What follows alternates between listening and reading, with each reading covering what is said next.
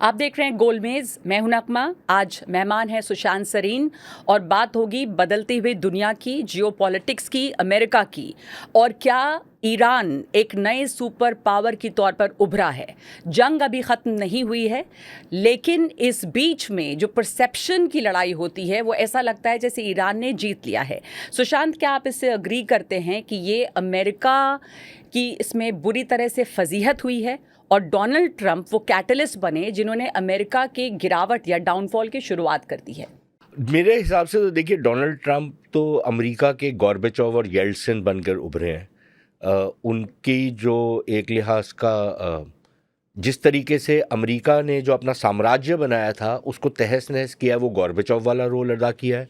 और जो सुबह सुबह उठ के वो अपने ट्वीट करते हैं वो येल्टसिन वाला काम कर रहे हैं। कुछ समझ ही नहीं आता था लोग के क्या बोल रहा है ये आदमी। अब इस तरीके का व्यक्ति अमेरिका का राष्ट्रपति है और अमेरिका का सारा जो चेक्स एंड बैलेंसेस का सिस्टम है वो कोलैप्स हो गया है। और जितनी स्कॉलरशिप अमेरिका में है, जितनी वो पढ़ाई करते हैं, समझदारी है वहाँ पर, वो बिल्कुल ही तितर बितर हो गई है। और अब एक ऐसे पड़ाव पे आ गए हैं कि अब ये पाकिस्तान में जा कर के कोई बातचीत करने की सिलसिला शुरू कर रहे हैं ईरान के साथ। और मेरी नज़र में उनके पास सिर्फ दो विकल्प हैं। एक विकल्प ये है कि वो हथियार डाल दें और ये मान ले कि ये जो उन्होंने जंग लड़ी ईरान के ख़िलाफ़, उसमें ईरान का बड़ा नुकसान किया, लेकिन अंततः इसमें ईरान जो है बेहतर स्थिति में उभर करके आया है। और ग्लोबल सुपर पावर तो नहीं बोल सकते किसी भी हिसाब से, लेकिन रीजन में अब इजारादारी जो है वो ईरान की होगी। इसमें एक चीज़ जोड़ दूं, लेकिन उसमें दूसरा पहलू भी है। एक तो ये विकल्प है अमेरिका के पास कि ईरान के सामने आप ढेर हो गए हैं। दूसरा विकल्प ये है कि ये वार्ता जो है ये टूट जाए और अमेरिका दोबारा से वहाँ पर युद्ध लड़ना शुरू करे और युद्ध में तीव्रता लेकर के आए, और उसके बाद भी अमेरिका का ही नुकसान होगा। ईरान का तो जो होगा वो होगा, लेकिन अमेरिका का ही नुकसान होगा। लेकिन वार्ता तो इतनी कमज़ोर है कि वो बीच बीच में कब टूटेगी इसको कुछ कहा नहीं जा सकता। वो इसलिए क्योंकि अमेरिका ये मानता है कि वो जीत चुका है और वो ईरान के ऊपर अपनी शर्तें थोप सकता है। ईरान ये मानता है कि वो जीत चुका है और अमेरिका उनके सामने ढेर होने आ रहा है, अपने हथियार डालने आ रहा है। ईरान और अमेरिका दोनों ने ये घोषणा कर दी है कि वो जीत चुके हैं। बिल्कुल। तो अब बीच का रास्ता कहाँ पर मिलेगा आपको? इजराइल का क्या रोल है इसमें? अब देखिए, इजराइल का ही नहीं, मेरे ख्याल जो अरब देश हैं बाकी सारे खाड़ी के, उन सब के लिए एक बहुत चिंता का समय आ गया है, क्योंकि उन सबको ईरान से खतरा महसूस होता है। और वो खतरा बिल्कुल मेरे ख्याल वो बड़ा रियल खतरा है जो अब नज़र आ चुका है। और वो ये नहीं चाहते, ना इजराइल चाहेगा और ना अरब देश चाहेंगे। अरब देश तो अभी भी थोड़े बहुत एक कूटनीतिक तरीके से उस मामले को थोड़ा सा दबाने की कोशिश कर रहे हैं, लेकिन अंदर ही अंदर चिंता बहुत होगी कि ईरान अगर अपनी इजारादारी यहाँ पर साबित कर देता है तो फिर हमारा क्या बनेगा। देखिए, और एक ऐतिहासिक तौर पर एक सेक्टेरियन डिफरेंस है, शिया सुन्नी वाला मामला है, अरब अजम वाला मामला है। तमाम वो जो सारी चीज़ें जो इतिहास की हैं वो सारी इस पर लागू होती हैं जी। तो अरब दुनिया के लिए भी चिंता का विषय है, इजराइल के लिए भी चिंता का विषय है। और जो एक शक्ति ऐसी थी जो यहाँ पर एक समन्वय बना करके बैठी हुई थी, वो अमेरिका, वो तो ऐसे लगता है कि यहाँ से दुम दुबा के भाग रहे हैं। अब वो या तो लड़ाई लड़ेंगे या वो हथियार डालेंगे, बीच का कोई विकल्प नजर नहीं आ रहा। हथियार तो वो डालेंगे नहीं। डोनाल्ड ट्रंप को अगर आप देखते हैं तो वो ये कहेंगे नहीं, वो युद्ध भले हारे, वो परसेप्शन वॉर हारे, लेकिन वो बार बार ये ढोल पीटते हैं कि वो जीत चुके हैं। तभी पाकिस्तान में हो रहा है ना। देखिए, पाकिस्तान में भी ऑपरेशन सिंदूर में बड़ी मार खाई, लेकिन कहा कि हम जीत चुके हैं और फील्ड मार्शल बन गए।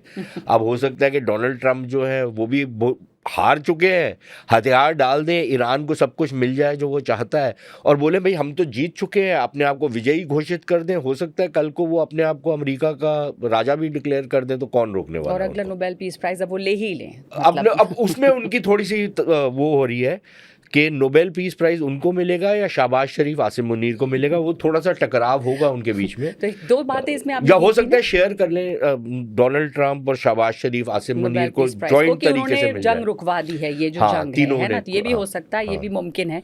इस बीच में इजराइल की बात की, आपने अरब मुल्कों की बात की।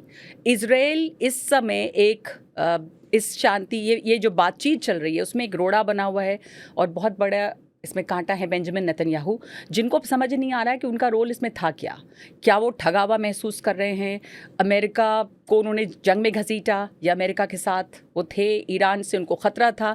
लेकिन अब वो लेबनान पे लगातार जो हमले जारी, ईरान कहता, अब लेबनान कहता है आप वो हमले रोकें, ये नहीं हो सकता। लेकिन इजराइल यहाँ पर एक अब अलग थलग अपने आप को महसूस कर रहा है कि वो इसका हिस्सा नहीं है बातचीत, उनकी जो अहमियत थी वो कम हो गई है।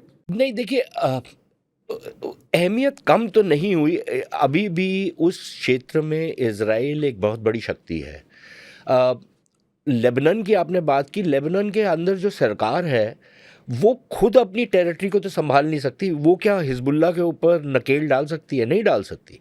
हिजबुल्लाह लेबनान की सरकार से ज़्यादा शक्तिशाली है। अब अगर अब हमारी बात देखते हैं ना, अगर हम और पाकिस्तान के बीच में, हम अगर पाकिस्तान को कहें कि भाई ये जितने आपने पाले हुए हैं, वो तो खैर पाकिस्तान के पालतू हैं जितने दहशतगर्द हैं, लेकिन अगर हम पाकिस्तान को कहते हैं कि भाई आप इनके ऊपर लगाम कसें, और पाकिस्तान कहता है भाई हम तो कस नहीं सकते, ये तो बहुत हमारे से ज़्यादा मजबूत है, तो फिर हम ये कहेंगे कि भाई ठीक है, फिर हम जाके इनके ऊपर बमबारी करेंगे। यही वाला इक्वेशन लेबनान और इजराइल का चल रहा है, क्योंकि हिजबुल्लाह जो उनके ऊपर हमले करता है उसके खिलाफ फिर इजराइल अपनी प्रतिक्रिया करता है। अब ये कहना कि भाई वो लेबनान वालों के ऊपर तो वो हमलावर हो रहे हैं, वो इसलिए हो रहे हैं क्योंकि उनके ऊपर हमला वहाँ से आ रहा था, एक चीज़। दूसरी चीज़ ये, जहाँ तक मिडल ईस्ट का सवाल है, वहाँ पर इजराइल की अहमियत इसलिए भी रहेगी क्योंकि अगर अमेरिका वहाँ से एक लिहाज से अपने आप को हटा रहा है, तो जो अरब देश है उनके पास 2-3 विकल्प बचते हैं। एक विकल्प ये बचता है कि वो आपस में जुड़ के कोई ऐसा महाज बनाए ईरान के खिलाफ, वो तो लगता नहीं है कि होगा। उसमें क्या उनमें इतनी शक्ति है या इतना दम है कि वो संगठित होकर के ईरान को चुनौती दे सके? मुझे नहीं लगता। दूसरा, उनके को ये भी डर है कि यार हमारा नुकसान बहुत हो जाएगा क्योंकि हमारा सारा जो इंफ्रास्ट्रक्चर है वो ईरान तबाह कर सकता है। तो एक तो वो विकल्प है उनके पास। दूसरा उनके पास विकल्प ये है कि हम इजराइल के साथ मिल जाए और कोई इस टाइप का उनके साथ सांठ-गांठ बनाए कि एक एक जॉइंट तरीका हो ईरान को बैलेंस आउट करने के लिए। और उनके पास कोई ज़्यादा विकल्प नजर नहीं आ रहा। सुशांत, अमेरिका की मौजूदगी वहाँ पे कम होगी क्योंकि अभी एक बहुत बड़ी समस्या ये आ रही थी जो ईरान ने बार बार कहा इन तमाम देशों को, यूएई के तमाम मुल्कों को, कि आप जो अमेरिकन बेसेस आपने वहाँ पे रखें या जो इजरायली अमेरिकन बेसेस थे आपकी सुरक्षा के लिए, आप इनको यहाँ से हटाएं। मेरे पास कोई और विकल्प नहीं है इस पे हमला करने के अलावा। वो बेसेस हटेंगे, अमेरिका की मौजूदगी वहाँ से कम होगी। वहाँ पर की जो जियोपॉलिटिक्स है वो किस तरह से बदली हुई दिखाई दे रही है? वो पूरी तरीके से बदल गई है। देखिए, अभी तक ये था ना, पिछले 60-70 सालों में ये जितने देश थे, इन्होंने एक लिहाज से अपनी सिक्योरिटी की जो गारंटी थी वो अमेरिका देता था जी। अमेरिका ने तो वो देनी बंद कर दी है। डोनाल्ड ट्रंप की भाषा सुने और कल को वो डोनाल्ड ट्रंप नहीं रहता, जेडी वैंस जैसा मस्खरा आ जाता है, फिर क्या होगा? वो भी तो यही बात कर रहा है ना। कोई जो दूसरा ये मैगा टाइप के जो हैं मस्खरे, ये अगर शक्ति में पावर में आ जाते हैं अमेरिका में, ये वही वाली पॉलिसी फॉलो करेंगे। शायद वो उतनी अजीबोगरीब बातें ना करें जो डोनाल्ड ट्रंप करता है, लेकिन जो रुख होगा पॉलिसी का वो तो यही होगा। तो अगर आप एक अरब देश हैं, आप क्या अमेरिका के ऊपर विश्वास करेंगे? अरे आप तो यूरोपीय देश नहीं करते उनके ऊपर विश्वास, बाकियों को तो छोड़ दे। ताइवान की जो ऑपोजिशन की लीडर हैं वो चीन जाके वहाँ पर चीनियों से बात कर रही हैं जिनसे उनको सबसे ज़्यादा खतरा है, क्योंकि उनको विश्वास ही नहीं है कि अमेरिका हमारे साथ खड़ा हुआ है। तो इस लिहाज से एक बहुत बड़ा बदलाव जो आया है कि अमेरिका जो महाशक्ति सुपर पावर है, उसकी जो परसेप्शन थी वो काफ़ी हद तक बदली है। अमेरिका वो सुपर पावर नहीं रहा जो इस युद्ध के पहले था। तो इस युद्ध में कौन सबसे ज़्यादा, किसको नुकसान पहुंचा? Who is the biggest loser? नहीं, देखिए, नुकसान हर एक को पहुंचा है। अमेरिका को तो पहुंचा ही है। अमेरिका का जितना नुकसान सैन्य नुकसान भी हुआ है वो कम नहीं है। इतनी बुरी तरीके से अमेरिका को कभी की पिटाई नहीं हुई। जिस तरीके के उनके रडार डैमेज हुए हैं, जिस तरीके से उनके हवाई जहाज गिरे हैं, वो तो तमाम उनके बेसिस के ऊपर अटैक हुआ है। और अभी आधी से ज्यादा चीजें तो हमारे को पता भी नहीं है। एक तो टैंजिबल नुकसान है, हाँ, दूसरा है कि जो सामरिक नुकसान भी हुआ ही है ना। वो हम पहले ही डिस्कस कर चुके हैं कि कोई अब विश्वास नहीं करता इनके ऊपर। और वो सुपर पावर नहीं उस तरह से माने जाएंगे। नहीं, सुपर पावर तो माने ही जाएंगे, लेकिन वो जो उनका दबदबा था, जो एक रौब था, वो काफी हद तक खत्म हो गया है या होते जा रहा है। एक तो ये पहलू, तो अमेरिका का नुकसान हुआ। ईरान का बहुत बड़ा नुकसान इस लिहाज से हुआ है कि ईरान के अंदर जो तबाही हुई है उनको कई वर्ष लगेंगे उस तबाही को से उभरने में, क्योंकि बहुत नुकसान हुआ है ईरान। लेकिन ईरान को फायदा ये हुआ है कि सामरिक तौर पर फायदा हुआ है, जिसको दुनिया के नक्शे में लोग उतना पहचानते नहीं थे, वो ईरान को जानते हैं। लेकिन नगमा, पहले हम ये बात खत्म कर लेते फिर ईरान पे आते हैं। तीसरा हुआ है अरब देशों का। अरब देशों के अंदर भी बहुत नुकसान इस लिहाज से हुआ है कि एक तो जो माली नुकसान हुआ है, दूसरा जो एक इमेज का नुकसान हुआ है, और तीसरा उनकी अपनी जो सुरक्षा के हिसाब से जो अब उनको अपने ऊपर खतरात नज़र आ रहे हैं, वो एक और बहुत बड़ा नुकसान है उनके लिए। और चौथा नुकसान हुआ है इजराइल को। जब युद्ध शुरू हुआ था तब सब लोग ये कह रहे थे कि इजराइल को सबसे ज़्यादा फ़ायदा हो रहा है इसका, लेकिन अब उभर करके ये आ रहा है कि इजराइल को बड़ा नुकसान हो रहा है। और अगर ईरान उस तरीके से शक्तिशाली बन करके उभरता है तो इजराइल के वजूद के ऊपर एक सवालिया निशान बन जाएगा। अभी नहीं, चंद सालों में, 5, 10, 15 साल, 20 साल में। और इजराइल को भी सोचना पड़ेगा कि जिस तरीके की वो नीतियां लेकर के चल रहा है, या तो वो अपना जो अलायंस स्ट्रक्चर है उसको इतना बड़ा करे, लेकिन वो पॉसिबल तभी होगा अगर अरब दुनिया उनके साथ मिल जाए। अगर वो नहीं होता तो फिर इजराइल के ऊपर जो खतरा है वो एग्जिस्टेंशियल खतरा है। अब अगर हम ईरान के ऊपर आ जाएं और जो वार्ता हो रही है, देखिए अब ये बड़ी डेलिकेट सी वार्ता है। एक तो मैंने आपसे पहले कहा कि अमेरिका ये समझता है कि हम जीत गए हैं, हम ईरान के ऊपर अपना वो करेंगे, अपनी शर्तें मनवाएंगे। ईरान ये मानता है कि हम जीत चुके हैं। अमेरिका इतना डेस्परेट है निकलने के लिए, वो तो पाकिस्तानियों से बोल रहा था कि यार हमारे लिए ज़रा सीज़ फायर करवा दो हमारी। तो वो इतने डेस्परेट है, और उसके और भी बहुत सारे अंदेशे हैं कि वो कितने डेस्परेट हैं कि बातचीत किसी उस पर पहुँचे ताकि सीज़ फायर हो और हम भाग के निकल सकें, नहीं तो हमारे को युद्ध लड़ना पड़ेगा। अच्छा, अब खतरा ये है कि ईरान कहीं ऐसी डिमांड्स ना करे, जिसे एक बोलते हैं ना ओवरकिल, वो एक ऐसा ओवरकिल ना करे कि अमेरिका भी मजबूर हो जाए कि यार चलो फिर तो अब लड़ ही लेते हैं, अब तो कोई और चारा ही नहीं बचा। अमेरिका का तो प्रॉब्लम ये है ना कि अगर या तो वो वैसे ही ढेर हो जाए, बल्कि हथियार डाल दे, या लड़ के पराजय हो जाए, तो दोनों में नुकसान तो अमेरिका को होना है। और ईरान के लिए प्रॉब्लम यह है कि अगर अमेरिका दोबारा से युद्ध शुरू करता है तो ईरान के लिए बहुत ज़्यादा नुकसान हो का अंदेशा है।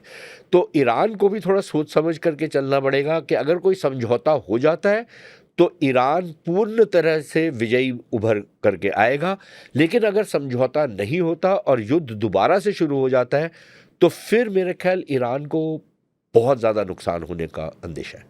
और ये जो वार्ता चल रही है वो काफ़ी नाजुक सी वार्ता है, और क्योंकि एक तरफ ट्रम्प हैं, ये भी देखना होगा, जिनके अधिकारियों को नहीं पता कि क्या आगे होने वाला है, उनको खुद नहीं पता वो अगले दिन क्या बोलने वाले हैं, अगले घंटे में क्या बोलेंगे। एक बहुत बड़ी चीज़ जो बदली है इस युद्ध ने, क्या जब से डोनाल्ड ट्रम्प आए हैं तब से डिप्लोमेसी की भाषा बदली है। आप ट्रूथ सोशल पे जानते हैं कि क्या होगा क्या नहीं होगा, या इस युद्ध के दौरान जिन्होंने भाषा समय समय पर धमकी दी, all hell will break loose, और जो शब्द उन्होंने इस्तेमाल किए वो हम इस्तेमाल भी नहीं कर सकते। नहीं, all hell will break loose तो बहुत ठीक है, भाषा है। उसके अलावा जो गाली गलौज उन्होंने शुरू नहीं, वो तो ईरान की सभ्यता को मिटाने की बात की टोटली, और उनके यहाँ काफ़ी क्रिटिसिज्म इसका अमेरिका में देखा जा रहा है। एक सवाल उठता है कि उनकी इम्पीचमेंट सूनर और लेटर, देखिए इम्पीचमेंट कांग्रेस हो क्या कर रही है वहाँ? देखिए दो चीज़ें होती हैं। इम्पीचमेंट तो हो सकती है, इम्पीचमेंट तो पहले भी हो चुकी है, लेकिन रिमूवल फ्रॉम ऑफिस वो नहीं हो पाएगा, क्योंकि उसके लिए जिस तरीके का आपको बहुमत चाहिए वो आपके पास होगा ही नहीं। उसके लिए आपको 2/3 बहुमत चाहिए, वो नहीं होगा आपके पास। तो इम्पीचमेंट तो एक नॉर्मल लेजिस्लेटिव प्रोसेस में आप कर सकते हैं, लेकिन उसका वो जिस व्यक्ति को थोड़ी बहुत शर्म हो उसके लिए उसका मतलब है, जो बिल्कुल बेशर्म हो उसको कोई फ़र्क ही नहीं पड़ता। 15 बारी मेरे को इम्पीच कर दो, मुझे क्या फ़र्क पड़ता है, मैं तो दफ्तर में हूँ ना, मेरे को आप सत्ता से तो नहीं निकाल सकते, इम्पीच कर दिया क्या फ़र्क पड़ता है, उन्हें कोई फ़र्क नहीं पड़ता। और ईरान की तरफ से ये बयान आया, कल भी शायद ईरान ने ये कहा कि नेतन्याहू की जो डोमेस्टिक कंपल्शंस हैं वो हैं कि वो चाहते थे कि जो युद्ध पैलेस्टाइन में है वो भी जारी रहे, और अभी भी वो चाहेंगे कि युद्ध हर हाल में जारी रहे। इसलिए अभी जब वार्ता चल रही है तो वो लेबनान पे लगातार हमले कर रहे हैं। नेतन्याहू का ये कंपल्शन, और जो मैं पहले भी पूछ रही थी, उनकी एक मजबूरी है यहाँ पर इजराइल की, और वो बड़ा अपने आप को मुझे लगता है कि अलग थलग महसूस कर रहे हैं कि उस शांति वार्ता के वो अभी तो हिस्सा नहीं है, और ये अपनी पैरेलल युद्ध यहाँ पर उन्होंने चलाई हुई है। उनको अपनी रेलेवेंस के लिए भी इसकी ज़रूरत है नहीं, क्या? बट देखिए ये युद्ध इसलिए नहीं चालू हुआ क्योंकि शांति वार्ता शुरू हो गई है। ये युद्ध उससे पहले इसलिए शुरू हुआ क्योंकि जब ईरान के साथ इनका युद्ध हो रहा था, ईरान ने हिजबुल्लाह को एक्टिवेट किया था ईरान के ऊपर इजराइल के ऊपर एक नया फ्रंट खोलने के लिए, और इसलिए इजराइल ने हिजबुल्लाह के ऊपर दोबारा से निशाना साधा। तो ये कहना कि लेबनान के ऊपर इजराइल के जो हमले हैं वो बस ऐसे एक पैरेलल युद्ध शुरू करने के लिए किया, नहीं, ये गलत बात होगी। नहीं, शुरू नहीं किया, मतलब जारी है, उस युद्ध विराम का हिस्सा नहीं है वो। बट देखिए वो उस युद्ध विराम का हिस्सा नहीं है। हाँ। और ये जो ईरान इंसिस्ट कर रहा है कि आप सिर्फ हमारे साथ युद्ध विराम ना करें, आप सारे खित्ते में युद्ध विराम करें, तो वो एक लिहाज से अपनी इजारादारी जमा रहा है ना कि भाई ये सारा खित्ता अब हमारे अधीन है एक लिहाज से, और आप इन सब हमारे साथ ही नहीं इन देशों के साथ भी आप ये करेंगे तभी ये बात आगे बढ़ेगी। और उन्होंने लिटरली अमेरिका की नाक रगड़वाई है ज़मीन पर, ये मानने के लिए कि भाई अगर पहले इन्होंने बड़ा ये जो जेडी वैंस का स्टाइल है ना कि हम तो नहीं मानते, ये है वो है, बड़ा एरोगेंस जो ये दिखाते हैं कि ये तो उसका समझौते का वही नहीं था। ईरान ने बोला ठीक है अगर ये समझौते का नहीं है तो फिर हम आ ही नहीं रहे बात करने, फिर रगड़ते हुए गए उनके पास कि यार जरा तुम बंद कर दो ना प्लीज़, हमको बातचीत करनी है इनके साथ। अब अगर आप ईरानी हैं और आप ये देख रहे हैं कि अमेरिका इस हद तक जाने को तैयार है आपसे बातचीत करने के लिए और युद्ध विराम करवाने के लिए, तो क्या आप ये नहीं समझेंगे कि हम जीत चुके हैं? मैं तो ये मानूंगा। बिल्कुल। ठीक है। अब बाकी डोनाल्ड ट्रंप मस्खरा जो मर्जी बोलते रहे कि जी हम जीत चुके हैं, हमने ये कर लिया वो कर दिया। अच्छा, अब अमेरिका के जो एक तो रिटायर्ड जनरल से ना कम ही लोगों को बात सुननी चाहिए। एक इनके 2-3 हैं, फॉक्स न्यूज़ पे आते हैं इनके रिटायर्ड जनरल। अब वो बोल रहे हैं देखिए हमारे पास एक बहुत बड़ा लेवरेज है, हम खर्ग आइलैंड को ले लेंगे ईरान के, ठीक है, और ईरान का हम तेल रोक देंगे।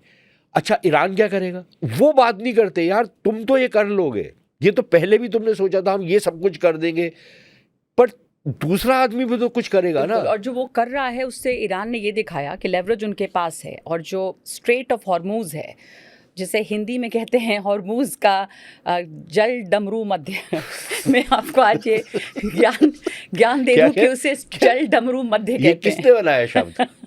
हिंदी है ये कहाँ से बनी? ये कौन सी हिंदी में है? ये क्लिष्ट हिंदी है ये पता नहीं तो कौन सी क्लिष्ट है। यानी कि स्ट्रेट ऑफ हॉर्मूज जो है उसके ऊपर ईरान का किस तरह का कब्जा है और उससे वो दुनिया की अर्थव्यवस्था कैसे नुकसान पहुंचाता है। जल डमरू मध्य, जल डमरू मध्य, यानी कि एक डमरू जो मध्य में है और एक, तो अब वो तो साफ हो गया ना इस युद्ध में कि ईरान स्ट्रेट ऑफ हॉर्मूज को जिस तरह से कब्जा करता है उससे न सिर्फ आसपास के देश, पूरी दुनिया का सप्लाई चेन, पूरी दुनिया अस्त व्यस्त हो सकती है। बिल्कुल हो सकती है और वो हो रही है। और अभी देखिए अब कुछ लोग बात कर रहे हैं कि भाई ठीक है अब ये क्या जल डमरू मध्य जो है इसका रेलेवेंस ख़त्म हो जाएगा चंद सालों के अंदर। ये बोलने की बातें हैं, ठीक है। इशू ये नहीं है कि ईरान वहाँ पर कितना कंट्रोल करता है, इशू ये है कि ईरान अगर आप कोई ऑल्टरनेटिव रूट भी निकालते हैं तो क्या ईरान उस पर हमलावर हो सकता है कि नहीं हो सकता, और उसने दिखाया कि वो हो सकता है। दूसरी चीज़ ये है कि अगर आप ईरान को इस जल डमरू मध्य के ऊपर काबिज होने देते हैं, ठीक है, तो फिर जो बाकी अरब के देश हैं वो क्या दही खाएंगे साइड में बैठ के? उसका मतलब तो ये है ना कि सारा जो पर्शियन गल्फ का जो एरिया है, आपने बोला है कि जैसे चीन साउथ चाइना सी के ऊपर काबिज होते जा रहा है और बोल रहा है कि भाई ये तो मेरा ही वो चीन तालाब का है, उसका मतलब कि ये जो सारा पर्शियन गल्फ है ये तो ईरान का तालाब है। ये हमको फर्क नहीं पड़ता, लेकिन जो बाकी देश है, कुवैत है, बहरीन है, कतर है, सऊदी अरेबिया है, यूएई है, ओमान है, ये क्या चुप करके सहते रहेंगे उस चीज़ को? और उसका क्या इम्पैक्ट होगा इस रीजन की पॉलिटिक्स के ऊपर, इसकी जियो पॉलिटिक्स के ऊपर, इसकी स्ट्रैटेजी के ऊपर?